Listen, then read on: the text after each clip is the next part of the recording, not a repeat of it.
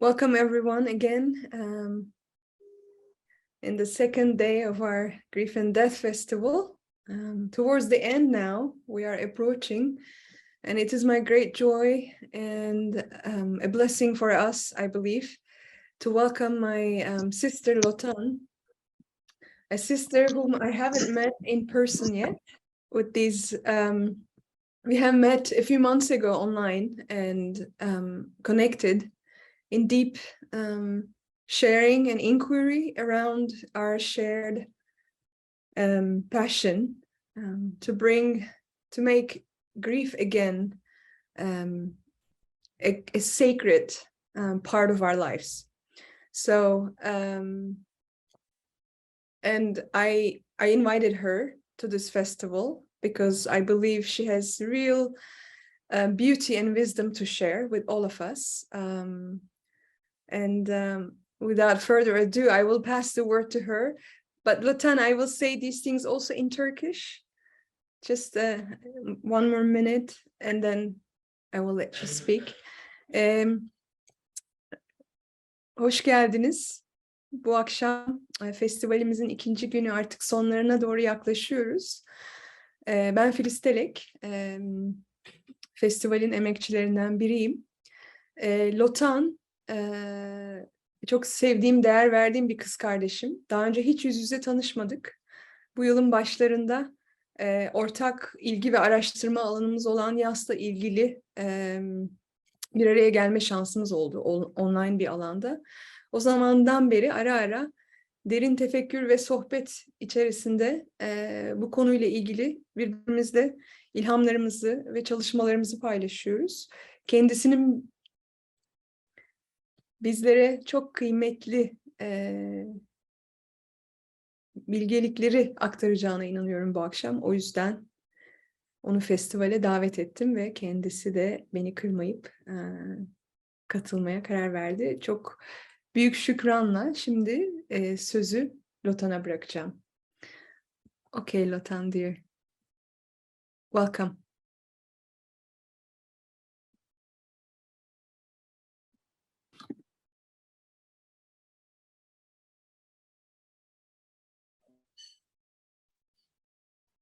Okay. Yay. I'm unmuted. Hello, Filiz. Thank you for that introduction. And it's a deep, deep joy to be here. And thank you, all the technical team, everyone that's making this festival possible. And thank you for everyone that has showed up. It's a choice from all the different choices that you could have taken. You chose to be here. So I thank you for that. And with such a precious topic such as grief and death. So I first want to thank you for that.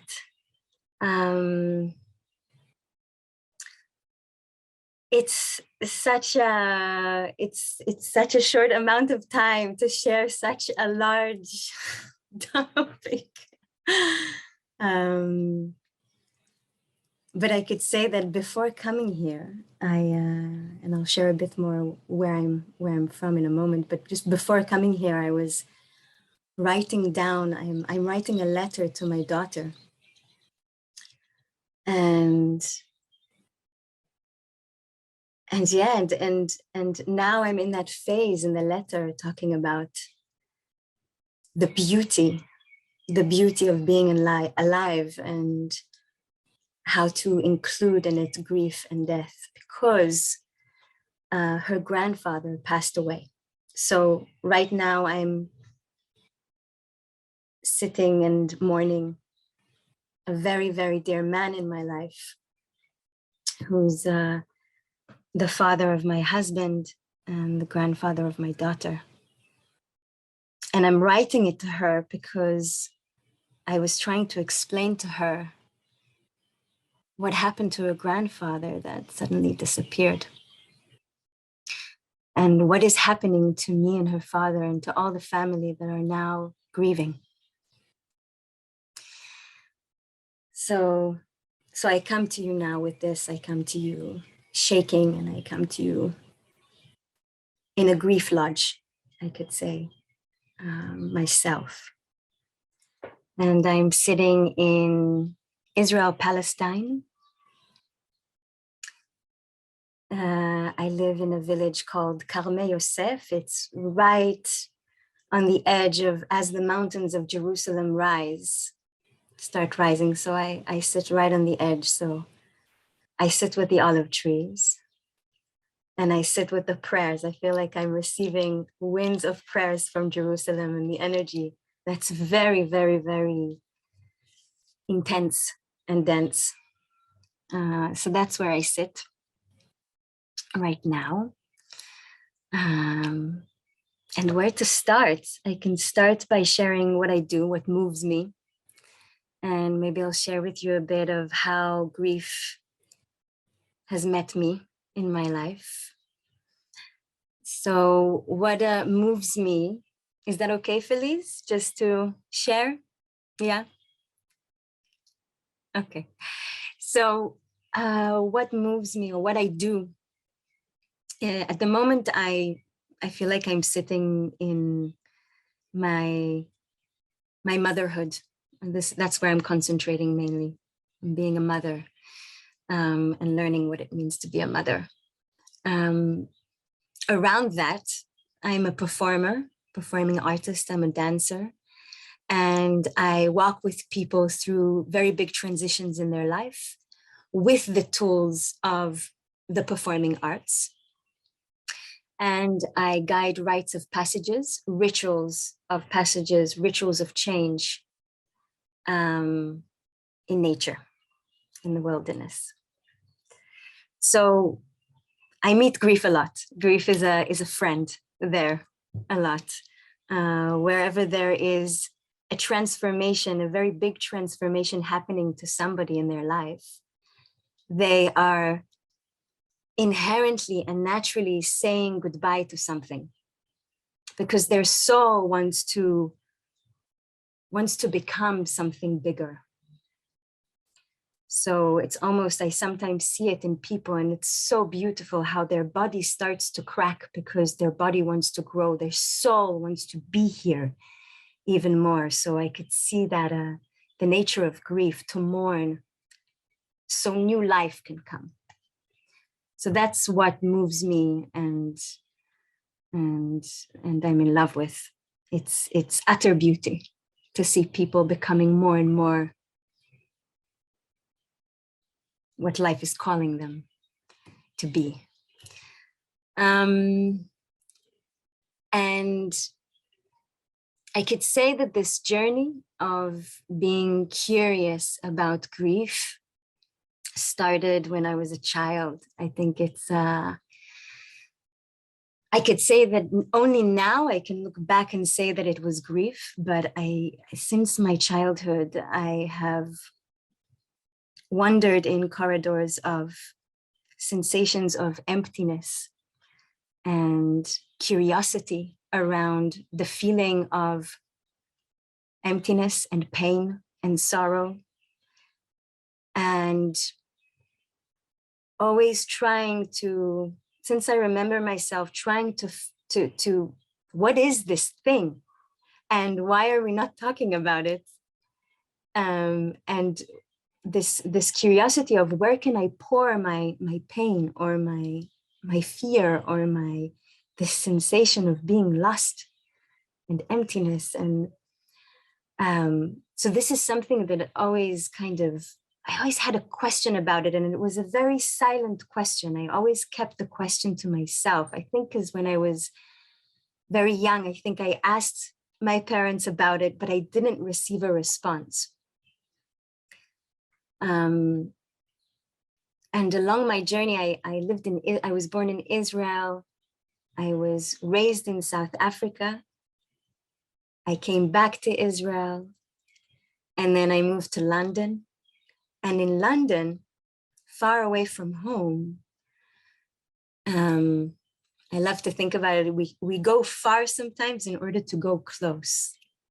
You know that sensation? You need to sometimes really, really go far to really, really I did their performance practice and different practices, but mainly I collected around me a community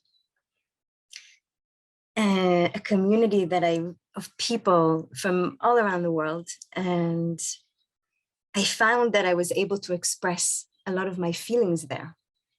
And then along the way, some of the people that were part of this community, part of the circle, were Palestinian, and I think that really, if I put my finger on my journey in my body this time around, really that was a point where I suddenly felt that we share a lot of pain, a lot of grief. It's very common. We share a common pain. And beyond that pain, within that pain, there's a lot of love. There's a lot of love. And then that love brought me to go back home, to go back to Israel, to leave London after 9 years, and to, I could say that to heal my relation with this land, with Israel, Palestine. And of course, I met a lot of grief on the way. I met a lot of pain. And a lot of love. And that kind of guided me. I was looking for elders, and I couldn't find elders on the way. People to guide me through what I'm feeling, through what I'm seeing that's happening on this land, and how to process it. And then I was guided through miraculous angels along the way. I was guided to a woman called Joanna Macy. Joanna Macy, I wrote to her a letter. I'll elaborate in a moment on who this beautiful elder woman is and the work that she does. But I could say that I wrote her a letter and I invited her to come to Israel, Palestine. And then she told me, no, come here. I'm getting close to my 90s. Come. I'm buying you a ticket. So I came, and I had the great privilege to be with her for a month and to study her work. And the work that she does spoke to my soul, spoke to that yearning of, can I speak to someone about pain, about grief, about the sorrow of the world. And I remember when I came to her, the first thing, I started crying, and the first thing she said to me is, thank you for your tears. Thank you for your love, because your tears are the expression of your deepest care for the world. You do not grieve what you don't love. What you love, you grieve. And if you don't grieve it, it will die. It will disappear. So please continue. And these sentences, they walk with me till today. They almost, it's almost like a wind of permission to be alive, to cry for what I love, to say aloud what I care for most. So Joanna Macy has a body of work. She is in her 90s right now. I won't go into depth about her work. I really recommend that you go and explore, but I'll just say a couple of things that really touched me. She's an activist for 6 decades. She's a Buddhist scholar. And she started her work 6 decades ago. She started working with activists mainly. And the main thing that she brings is deep ecology. That's the nature of what she brings. And deep ecology is, I like to see it as a lens, as a perspective. It's like glasses that I put on of which I see through the world. And deep ecology names the idea that we are larger than the self. We are much larger than who we think we are. We are the breath that breathes us. We are the trees. We are the wind. We are made of billions of years of a dance of evolution. We are a result of love. And it kind of shakes the idea that humans are in the center of everything. She calls it homocentrism. So it's a sort of a widening of the sense of self. That's the main idea of deep ecology. And ecology, if we break the word ecology, eco means home. Home and connections. When I say home, home is the planet Earth, my home planet Earth. And logi means knowledge. So the practice of ecology is the practice of knowing our connections.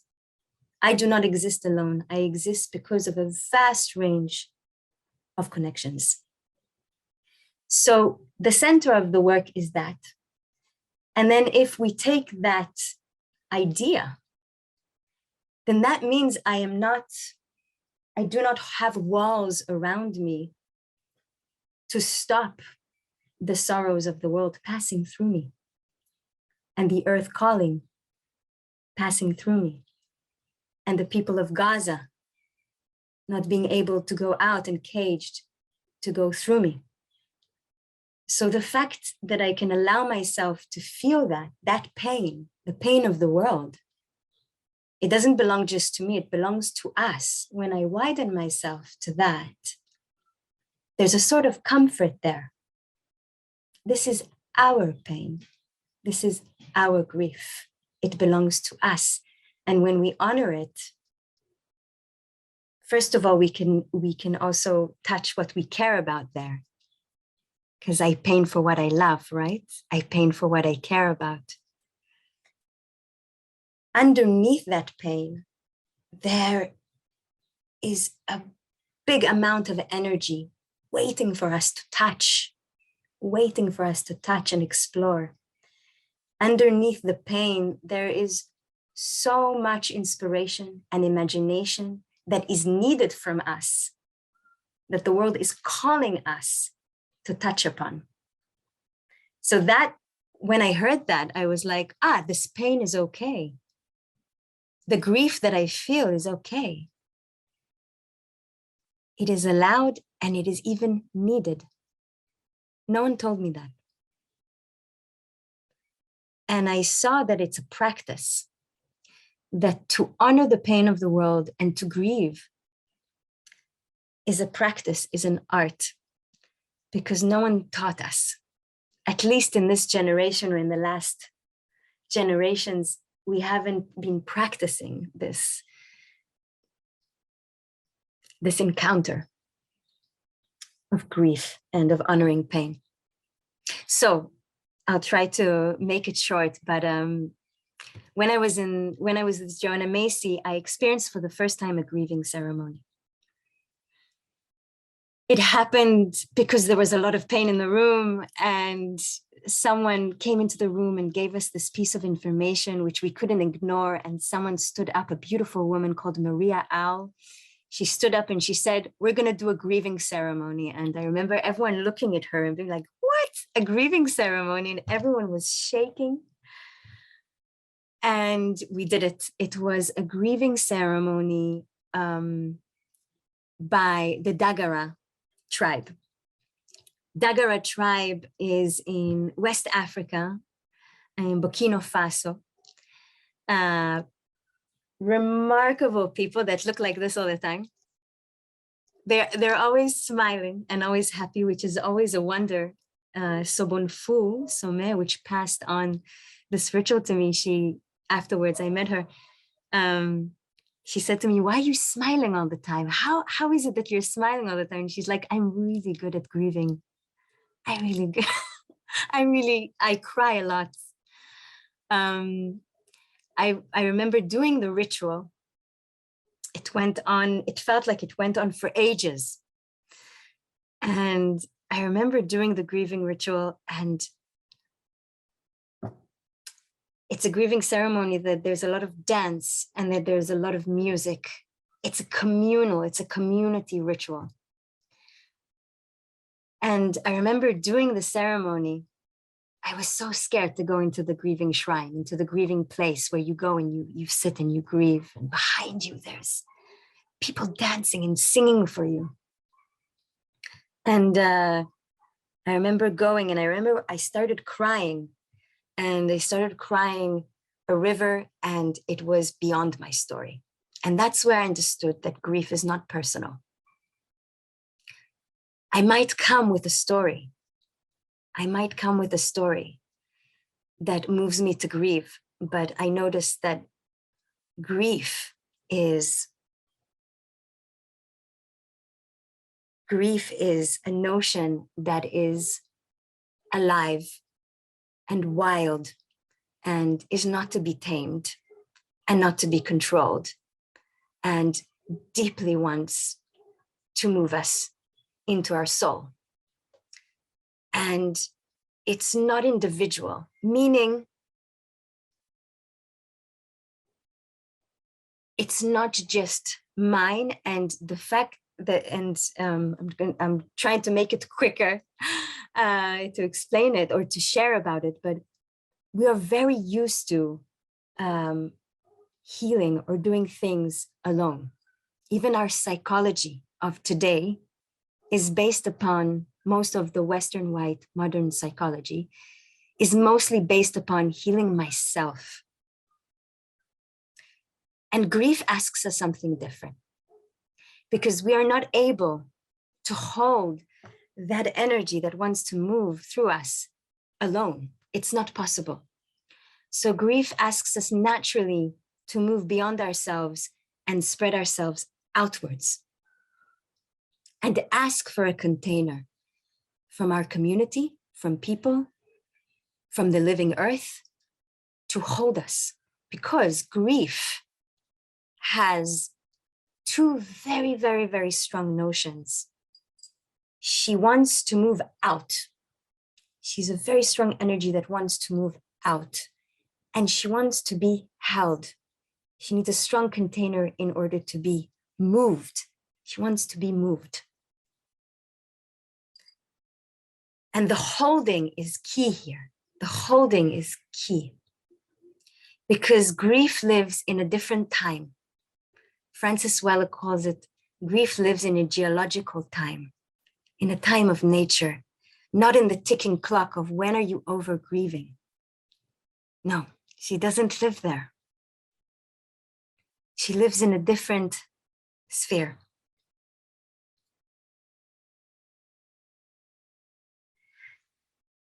Seeing that and acknowledging that,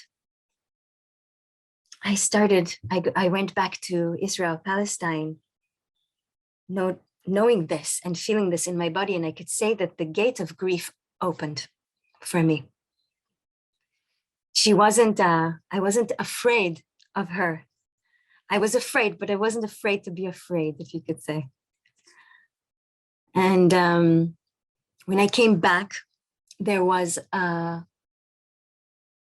welcomed with a war that happened with Gaza. And speaking about it, tears come. I remember coming back to my mother's house, and I remember hearing bombs falling. They didn't fall on our houses, but they fell. I heard the bombs. And as they were falling, my mom was telling me, your brother is in Gaza right now, collecting bodies. My brother was in the Israeli military at that time, And I have friends that live in Gaza. And I know that when a bomb falls here, every bomb that falls, the government of Israel sends, I don't know how many exactly, but they send planes to Gaza. And they usually send back about 10 bombs through a jet plane. And in Gaza, they don't have a shield. They don't have, no one lets them know that a bomb is coming. And I remember that because the grief gate was open for me, I said, I'm going to go in. I'm going to go. I'm going to let myself grieve this. And I knew that if I will not grieve it, I will be a very bitter and angry person. And I will act from impulse. And I wanted to know, how can I be present to what's happening? And how can I take responsibility for what's happening? And how can I just be present to what's happening? I remember that was the first time I met grief deeply in my daily life, and that was very recent. And I entered into a different realm. I entered into a realm that there's no time. I just did what I needed to do. So I collected people around me. And I think before I shared that grief doesn't like to be tamed. She's wild. So she does it. So I instructed my mother what to do. I said, Mom, I'm going now into a phase where I need to mourn what's happening. And I need you to believe in me as much as you can. I need you to believe in me and trust in me, in what's happening to me. And it took a while, but she did. And that was a long period that afterwards took me into creating a big grieving ceremony here on this land, like I learned from the Dagara. I would like to say a couple of things about the Dagara, and in generally about indigenous practices. A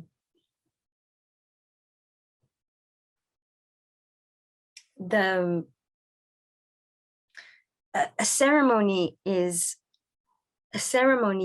created and inspired by the mythology, by the symbols, by the archetypes, by the land of which people are sitting. And ceremonies are created because of necessity. And the Dagara, they saw the necessity, the deep necessity in a grieving ceremony. And in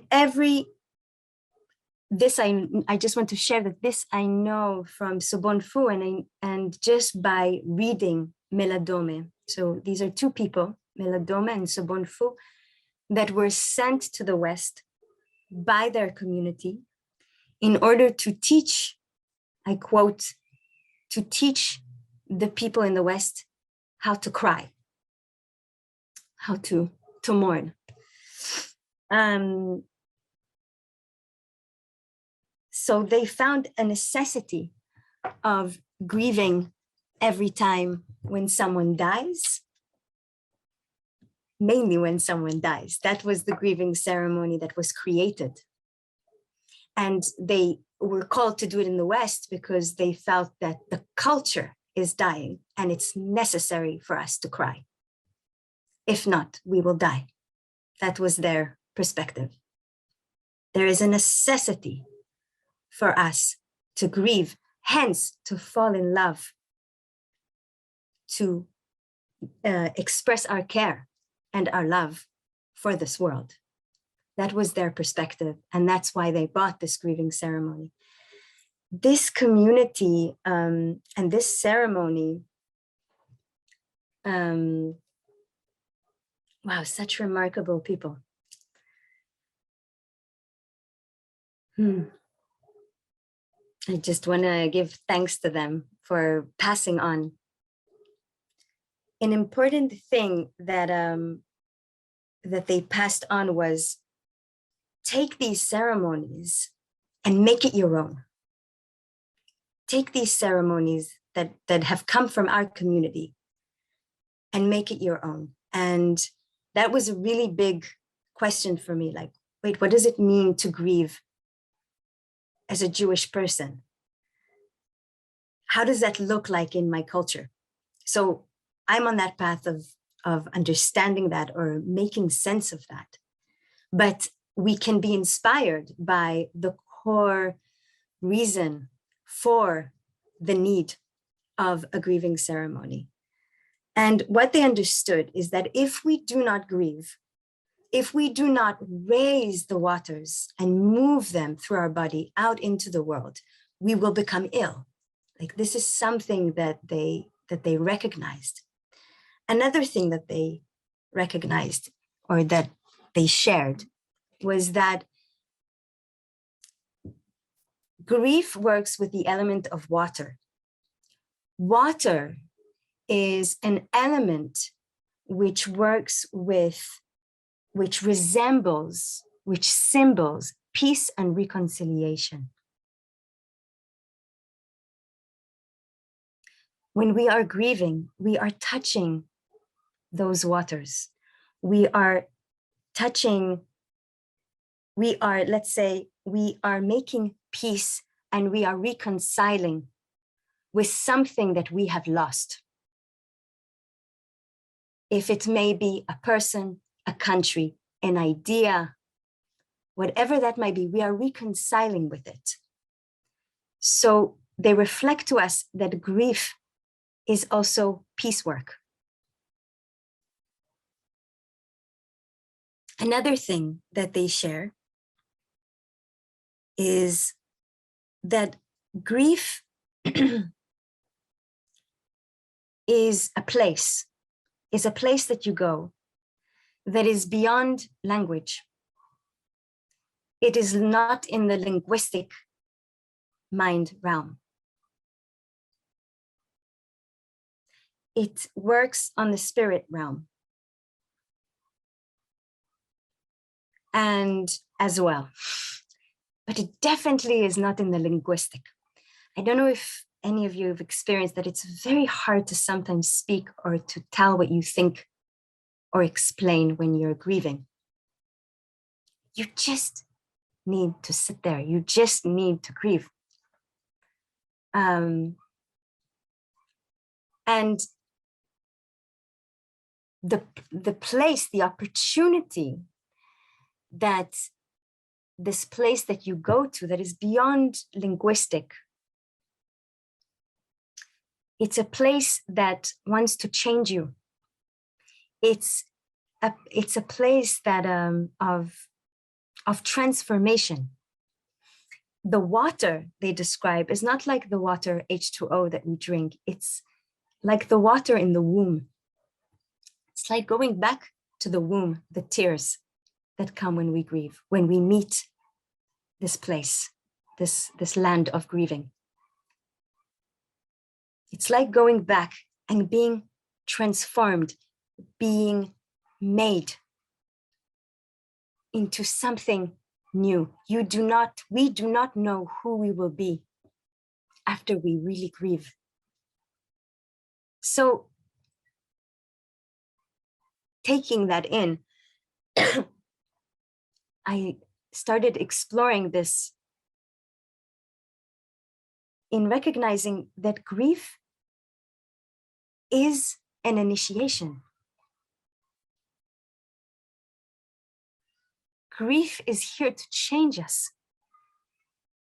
And I want to kind of kind of jump a bit and say,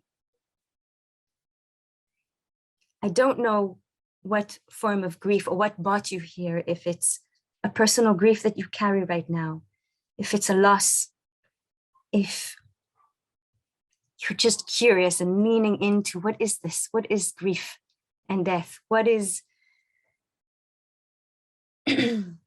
what is this arena?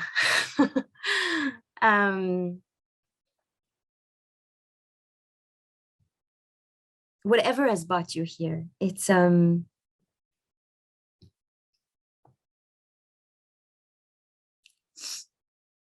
I could say that I feel that there's a big passage happening in the world right now. So I could say it from my behalf.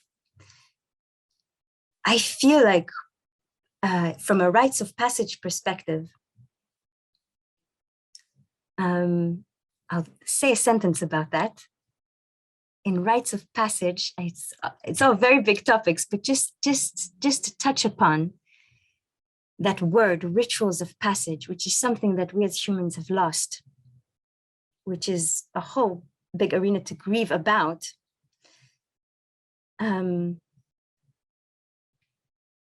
We have rites of passages we have all the time since we're born, from becoming an adolescent into an adult, getting married, someone dying. These are all passages, different passages that in each passage, which is so, it's imprinted in us, these passages, that each passage we come one person and we leave a different person. So there's different rites of passages. And then there's all different rites of passages in our life daily, all the time. I lost a job, my partner left me. I am in love. I am with a new partner. My dog has passed away. There's so many different. Suddenly there's a void, or suddenly something's filled and I've widened. Suddenly someone has been lost and they're not there and they're not in my landscape. Who am I now without this person? And suddenly maybe there's a new person in my life, or I'm suddenly an elder. I'm sitting in a new chair. What does that mean? How does that look like? So these are different passages. And there's always, there's a similar pattern in rites of passages, that we first die. We first die to something. And then the second phase of it is we're in a liminal space, or our soul is becoming. It's fragmented. And then the third phase is, it's like we come into a new body. And this takes time. And in a culture of today, where there's a ticking clock, like I was sharing before, it could be challenging to just let transitions happen. Just let them make us, rather than us control to make them. What does it mean to give in and to let life make me? To lean in. And I feel that as a community of a planet today, we're in a really big, kick-ass rites of passage. And then what does that mean? You know, so it's also a question I just put here. What does that mean for us? And how can then grief and death, what does that mean to us then? And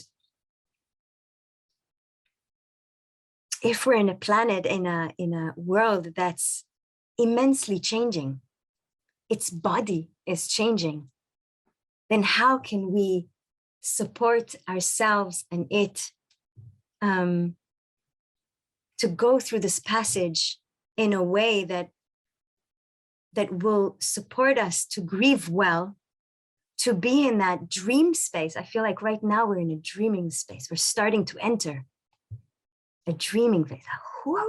what are we becoming? And then individually, as people, just from here, what do I need in order, because I'm not separate from the world. So what do I need in order to support me to go through this transition in a good way? In a good way. To be curious, to be in awe, and to not know. That's scary stuff. That's scary stuff. And then again, to put what we're speaking about in the center, like how can grief support us to become bigger than ourselves? And because grief immediately asks us for community to hold us. So I feel like we're in an amazing, opportunistic place. So I'm looking at time, and I just, Filiz, if there's anything that you would like me to elaborate on or to speak about, yeah. Yeah, perhaps you could say a little bit more in the remaining time. Mm-hmm. How does, what does relating and working with grief look like that help us in those transitions?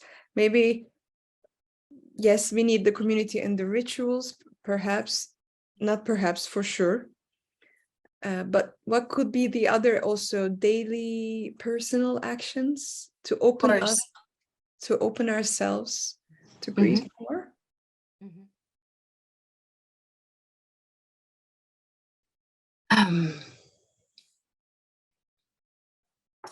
First, I something that I really practical that I can note is making a space for it. Making space for it. I think that's already telling your psyche that it's welcome. So I practically I have a grief shrine in my home. And my home, is my body, is my psyche, is my soul. So for me, just putting naming that I'm saying it's welcome. That's one. Second, I feel that nature speaks in the language of grief, as grief speaks the language of the soul. But just to name, if we just say, focus on the word grief and that notion, I find that practices of going out into nature regularly or seasonally, when someone knows I'm doing it, or alone, but I feel like there's something about letting someone know when I'm out. Because again, there's something about when I feel grief, a lot of the times we're like, wait, what are we talking about? How do I even name that I have grief? So when we feel pain, when we feel a form of sorrow, I think we tend to go deeply. It's all very paradoxical, but we tend to go deeply inside, and it's my fault, and it's something that I need to solve. But I really feel that nature is waiting for us to reflect to us and to mirror to us and to hold us in what we're experiencing. Something that I practice with my friends is every season to go out once, if it's 15 minutes or if it's an hour or if it's 24 hours, and each one do a little, I'm leaning towards the creativity, because also nature to me speaks in creative. She's creative. But just simply going out into nature and observing what you see, what you experience. And if there's an act needed to do out in nature, if there's something to be buried, if there's something to be worn, if there's something to be burnt, if there's something to be screamed, if there's a hole in the ground that I need to scream into, to just give it space. Why? Because we have a right to. That's one. And second, when we allow pain to enter, it doesn't stay the same. We have a tendency to think that if I open the gate, I will never go out. I will never leave. But I just want to name that even small amounts of letting, and that's why it's also really good to have people there or somebody there that knows that you're out. And when you come back, to tell them what happened, to tell them your story, to tell them about the eagle that crossed in the moment when you wept, about the golden leaves that clapped when you smiled. I don't know, but the story. And I don't know, there's something about that takes us, widens us out of ourselves. So that's two practices that I can name, and obviously creating a grieving shrine. And there's writing practices that I could share with you, Filiz, that you could share with whoever's interested. So that's a couple. So there's a question that came to me in private, but it's about ancestral grief, and it's a big topic. And I want to give you the choice to respond to it or not. There was a question around Holocaust and the ancestral grief that's there. Mm-hmm. Should I just speak to it a little bit? It's such a huge topic. Mm-hmm. But what is the question? The question is around. Somebody wants to know how you feel about it. That grief that comes with Holocaust, and yeah, your feelings about it. I would ask, how do you work with that, live with that? What do you do with that? To remain such a loving and compassionate human being that you are. I think for me, it's a life work. My first time I went into nature for 4 days and 4 nights, I went with this. I went with the grief that I have around my ancestors and the 7 people close to my family that were persecuted there. And I went out to meet them, to be in relation with them. And it was one of the most incredible experiences that I've ever had. Mainly because I remember when I went out and prayed with them, I heard a voice saying, please don't suffer because of me. Please don't suffer because of me. And it's interesting because this is a big topic. I mean, it's a lot of what's happening in Israel, the wars that are happening are very much based on unprocessed grief. It's become violence. And it's become giving permission for us to do a lot of things that are inhumane because it was done to us. So this is a lot of inner decolonizing and a lot of, and luckily we have, I don't know if it's luckily, but we have every year, we have a day that they remind us that there was the Holocaust. And that's always a week where I enter into the grief shrine. And not just because of that, because I feel like I'm always guided by my ancestors. They're what made me. And there's a lot of pain. And a lot of the grieving ceremonies are connected to ancestry work. And I recognize that I carry a lot of their pain. So that's been a lot of don't know if it's picking, but seeing that, just seeing that is enough. And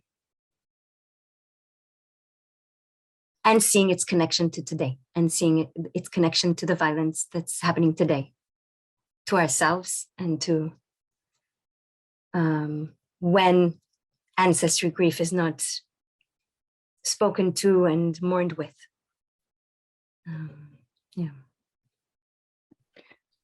Yeah, thank you for speaking that. I think this is one of the great things we need to remember around grief, that unprocessed grief can easily turn into violence. So, yeah.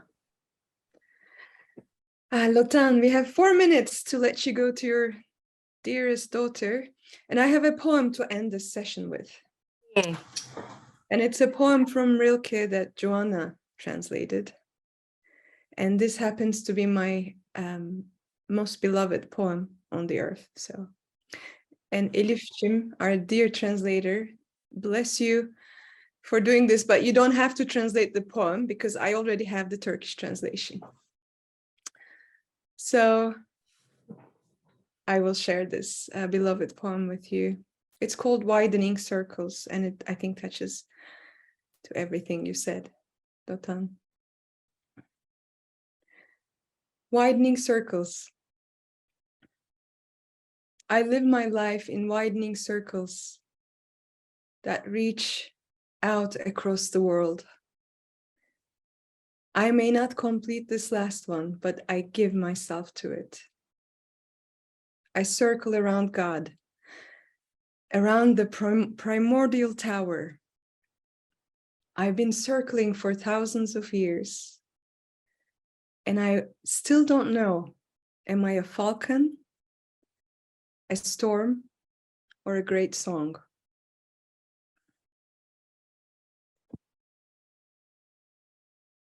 Genişleyen çemberler. Yaşamımı genişleyen çemberlerde yaşarım. Dünyayı sarmalayan. Belki bu sonuncusunu tamamlayamam. Ama kendimi veririm ona. Tanrı'nın ezelden beri var olan o yüce kulenin etrafında dolanıyorum. Binlerce yıldır dönüp duruyorum ve hala bilmiyorum. Bir şahin miyim? Bir fırtına mı? Yoksa muhteşem bir şarkı mı? Rainer Maria Rilke, Joanna Macy çevirisiyle. Lotan, my sister, bless your heart, bless your tongue, bless your work, bless your path. And I promise to invite you to Turkey, inshallah, as soon as next year. And we keep sharing this great work, sacred work with our beloved people.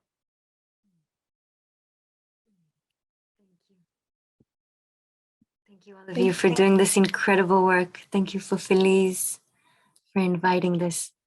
So much love and appreciation. Yeah. And Elif, you're amazing. I bow down. I bow down to you. Thank you, Elif. I always feel you next to me now. Yeah. Yay. Yeah. And I just want to name, if anyone has any questions or anything, you're also welcome to email me or send me. But yeah, I'm happy to elaborate. And I sent Elif, and I could send you as well for these names of different people that do these practices. Sure. May I write down your email address on the chat? Yeah. Can you just say it for me and I Lotan? Lotan. Yeah. .Sapir. Yeah. @gmail.com. Okay. And they can also check your website, of course.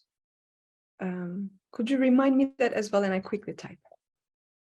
I don't know it. If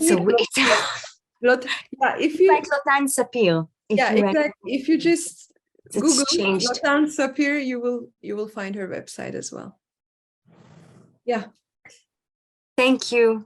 Thank you for listening. Thank you for allowing me to Thank be you. here with you in this Thank time. you. Have a beautiful, beautiful night. Yeah. See you later. See you soon. Good evening, everyone. Thank you for joining us.